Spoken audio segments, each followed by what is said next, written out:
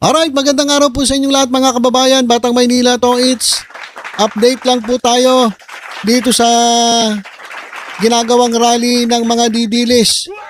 Ngayon po ay ikalabindalawa sa buwan ng Oktubre itong 2025. Ngayon po ay araw ng linggo at ngayon po nakaschedule ang kanilang rally. Kanina pa po inumpisahan. At ito, kung type nyo po sa Facebook ay ang October 12, 2025 rally, ito po ang mga makikita ninyo mga kababayan.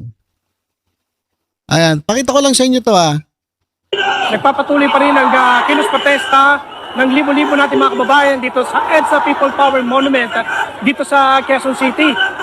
Sa pinakuling datos ng Quezon City Police District ay pumalo na sa halos 10,000 mga individual ang nagtungo dito sa EDSA People Power Monument para makilahok dito nga sa sinasagawang kilos protesta laban sa nangyayaring korupsyon sa ating pamahalaan. Samantala sa dami ng mga tao na dumagsa dito sa area ay hindi na muna pinapadaanan o hindi na rin madaanan ng mga motorista itong northbound lane ng EDSA mula EDSA Shrine hanggang dito sa may White Plains dahil naokupa na ito ng mga kababayan natin na lumahok at nakikisa ngayon dito nga sa protesta laban sa korupsyon dito sa EDSA People Power Monument sa Quezon City.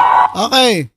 So, ito pong rally na ito, yung nakikita po ninyo sa screen, yung binalita nitong GMA reporter. Hindi po ito ngayong araw na ito. Pero eto mga didilis, inilagay po sa kanilang caption, today's rally, October 12, 2025. So, tingnan nyo yung ginagawa na ito mga didilis, yung kanilang panlilito. Hindi po ito nangyari nung kanina eh. Ito po malamang yung nangyari nung September 21, na talagang maraming tao. At ito raw ay nasa People Power Monument. Tingnan nyo pa mga kababayan, tingnan nyo kung gaano ka sisinungaling etong mga didilis na ito. Ito pa. Rally October 12, 2025, nakiisa na ang pari at madri. Pati madri ay nakisali na raw sa rally. October 12, 2025. Niloloko talaga tayo na itong mga didilis na to eh. Dito makikita natin na talagang wala silang suporta. Tingnan mo, yung mga dating mga litrato, yung dating mga video, ayun yung pinapalabas sila para lokohin, guyuin ang taong bayan na marami sila. Pero ang totoo, ilang piraso lang sila. Tingnan pa natin. Sabi dito, beware of DDS manufactured and report post videos circulating about their October 12 rally today. Once again, the DDS propaganda machine is in full swing, flooding social media with fake and misleading clips. Ito yung video. That viral video, it's not from the so-called October 12 croc meow rally ng mga DDS. Itong footage na ito, kagaya nitong pinakita ko sa inyo, ito po ay footages nung last month, yung 1 Trillion March, a peaceful gathering organized by citizens from diverse political backgrounds, not the DDS. So kapag nakita raw kayo ng ganitong post, i-report nyo agad. Kasi, ito po ay panloloko sa bayan. Grabe talaga itong mga DDS na ito.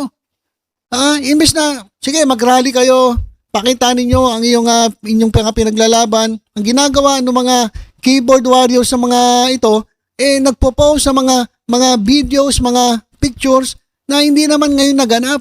Yun po yung mga dati pang mga pagtitipon. Tingnan nyo, nagsisimula na magtipon-tipon ng mga tao para sa malaking rally ngayong October 12, 2025. Ito nangyari pa to nung nung September 21. Ito, October 12, tingnan mo. Kababaeng tao nito sinungaling. October 12 rally, BBM resign. Papunta na sila sa Malacanang. Baha ang tao sa Luneta, Marcos resign. Tingnan niyo mga kababayan. Hindi po ito video ngayong araw na ito. Ubod talaga ng sinungaling eto mga keyboard warriors sa mga DDS. Mga walang magawa.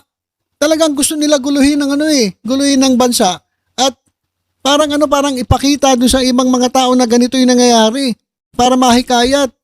Pero hindi po ganyan, hindi po totoo yan, hindi po ngayon po yan.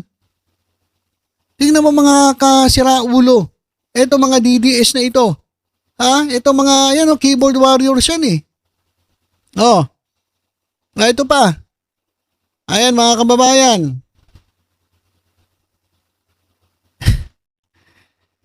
Etong rally na to mga kababayan, hindi naman po ito rally kanina eh.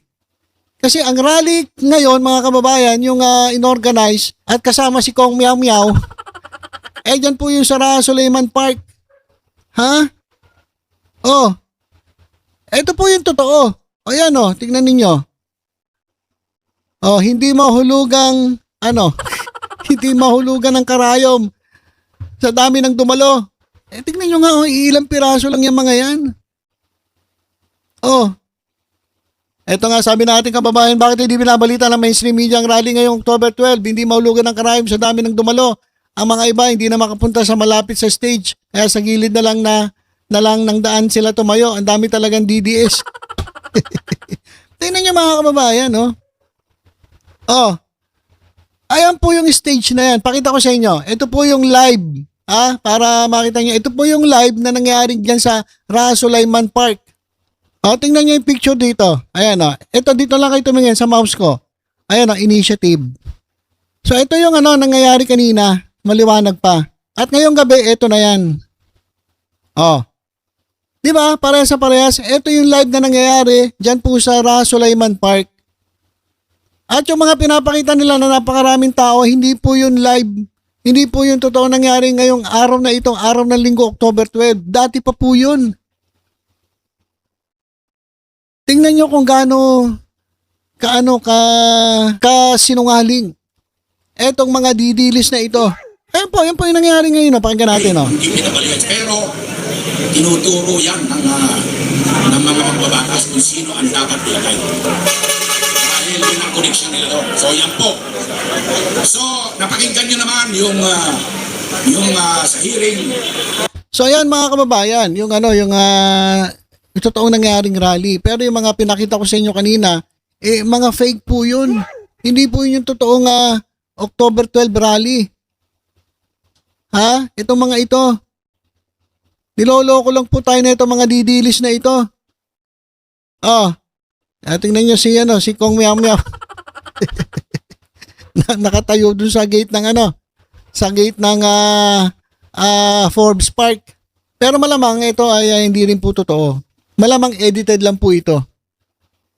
Ginawa lang katatawanan si Kong Miao Miao. October 12, 2025, Pinoy si Pansit Habhab.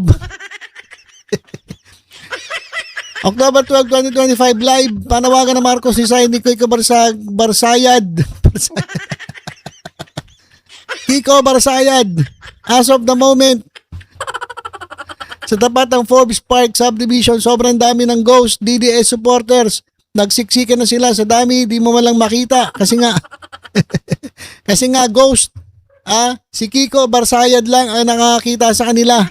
Meow, meow, meow. Ayan po. Pinagtatawanan na lang kayo ng taong bayan eh. Grabe talaga itong mga fake news na ito. Ito yung kaninang kinunan 3 hours ago. Yan po sa gate ng Forbes Park at nakaredy na po. Etong Makati City Special Weapons and Tactics personnel, mga SWAT. Yan po sa Homeowners Association Security Teams. Stand guard at the Bendia Gate of Forbes Park on Sunday. Kanina. Ngayong araw na ito. Kanina. On Sunday afternoon, October 12, 2025, ahead of the schedule Antay Marcos rally led by Cavite Representative Kiko Barsaga. Tahimik eh. Di ba? Tahimik po eh. Si Kiko Barsaga lang yung nakatayo kanina. Nakaupo ron. Di ba? So, wag po kayo maniniwala sa mga post na mga didilis kasi nungalingan po yan. Wala pong nangyayaring ganitong karaming mga tao na nagmamarcha. Wala pong ganitong karaming taong nagmamarcha. Ito po ay noong September 12 pa po. Ibang araw po yan. Hindi po ngayong araw na ito. Ito, pakita ko sa inyo. Sabi rito, wow, daming dumalo. Puro puno ang nakikita. Ito mga kababayan. Ayan po yung rally. Ayan po yung kanina, litrato. Oh. Di ba sinasabi nila sobrang dami ng mga tao? Eh wala nga, tignan nyo nga, ilang piraso lang yung mga nandyan. Oh, ayan yung stage nila mismo. Eto, pinakikita ko sa inyo yung live. Ayan po yun, yung stage na yan, di ba? Yung stage na yan, ayan yan, oh. Oh. Live po ito. Ito nga, video ito. Ito yung kanina. Oh. Ito po talaga yung totoo, na wala po talaga halos, wala po nga tao pa. Ayan, si Kiko lang yun doon sa, sa Forbes Park. Ayan mga kababayan. Kaya ako naghahanap pa ako ng video na gusto ipakita sa inyo kung gaano sila karami. Kasi eto, nakatutok lang sa stage. Kasi kung talagang marami sila, kung talagang libo-libo sila, sigurado ako, ipapakita nung kumukuha ng video, yung nasa paligid. Pero bakit nakatutok sa stage? Kasi nga, konti lang sila. Magmumukhang tanga lang sila. Ibig sabihin kasi nilalangaw na sila ngayon. Kahit gabi, nilalangaw. Tingnan nyo. Kasi, di ba sabi ko sa inyo, kung talagang marami sila, iikot po yan ng camera, ikutin po ng camera na ipapakita. Kasi pang ano yun pang ano ng taong bayan yun yung pang hakot ba? Wala ilang piraso lang sila. Kaya, tingnan ninyo. Oh. Hindi pinapakita. Ito lang, yung mga nagsasalita dyan. Ewan kung sino-sino yan. So, ayan po, mga kababayan. Oh, tingnan nyo, halos walang tao. Oh, 2 hours ago, breaking news, ma'am, sir. 2 hours ago, Ma'am, sir, nilangaw po ang panawagang People Power ngayong araw, October 12, 2025, nina Congress Miao Kiko Barsaga at Boy Lighter. Mga kupal na talaga nga, ewan ko, mga may saltik ata ito mga to. Sara Sulaiman Avenue, Ross Boulevard, Malate, Manila. Mas marami pa po ang nanonood sa Facebook Live nila kumpara sa nagpunta sa rally. Oh, yan. Wala po talaga Oh. Mas marami pa na October 10, oh. Nung nagsasalita itong si Kuya Park, oh. Tapos tingnan nyo, 8 hours ko na, October 12 daw yan. Dati pa yung luma na yung video na yan. Oh. Wala talaga sa ayos. Ito mga DDS, ang ginagawa lahat para lokohin. Hindi, kayo mga kababayan, tingnan nyo paano lokohin nila ang taong bayan. Kitang-kita natin kung gaano katitindi ang mga kasinungalingan ng mga ito at naglalabas ang video ng picture para palabasin na maraming tao sumusuporta sa kanila. Ayan, totoo, wala naman. Lalong-lalong na to si Kiko, Barsayad. Nakita ko lang yung kanina, si Kiko Barsayad. Sabi niya, October 12 will not just be an anti-corruption rally because we cannot solve our country's problems if we are too afraid to name the source of corruption. October 12 is an anti-Marcos rally. Ayan. #People Power. Mga kababayan Ayan po yung yung mga anong People Power pinagsasabi nyo? Wala nga dumating. Ano na, Boy Lighter? Ano na, Kiko Barsayad? Niloloko nyo taong bayan Tapos ito pa, tingnan nyo kung ano-ano pinagpo-post ni Kong Meow Meow. Sabi niya, Marcos will have no choice but to declare martial law tomorrow. Prepare accordingly. Ewan ko dito sa tao na to. Kay Kong Barsayad. Mamayang alas 10 daw ay papasok daw sila dyan sa Forbes Park. So bilang pagtatapos mga kababayan, ito, sabi ni Congressman Kiko Barsayad, excited na ba kayo? Papasukin natin ang bayan ni Saldico at Martin Romualdez sa Forbes Park. #People Power. Papasukin mo, wala naman sila dun. Wala naman sila dun Ano mo sila papasukin dun? Ang gugulo ka lang. Pero may nabasa ako ito kinontra mismo ng isang DDS din. Yung kalbo na dating NPA, kinontra niya yan. Sabi niya, bakit yan kayo sa sa Forbes Park? Hindi naman yan ang seat of power. Ang seat of power, Senate, o kaya Malacanang. So may nabasa rin ako, ang sabi, kunwari pa kayo sa Forbes Park kayo pupunta. Pero ang talagang pupuntahan ninyo, Malacanang.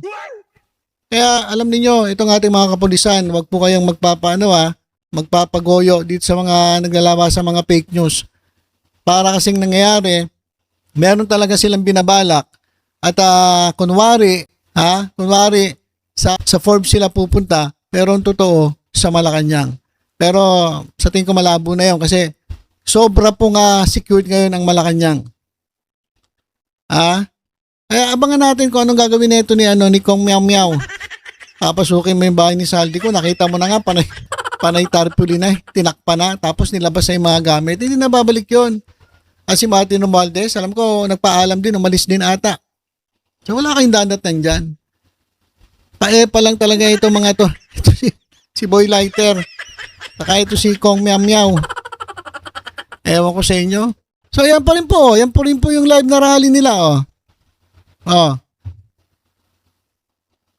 Ayan, bumabalik.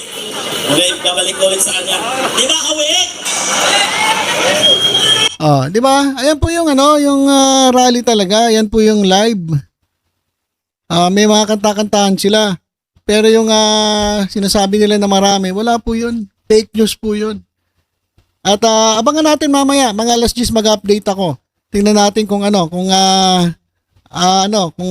talagang lulusubin nila itong Forbes Park sa pangunguna ni Kong Meow Meow ni Kiko Barsayad. So ilan po muna ating update. Abangan po natin mamaya mga alas 10 kasi alas 10 ang usapan nila na pupunta sila sa Forbes Park. So maaga pa naman ngayon, abang-abang lang po tayo sa mga ibang balita. So for the meantime, ingat po tayong lahat. God bless po.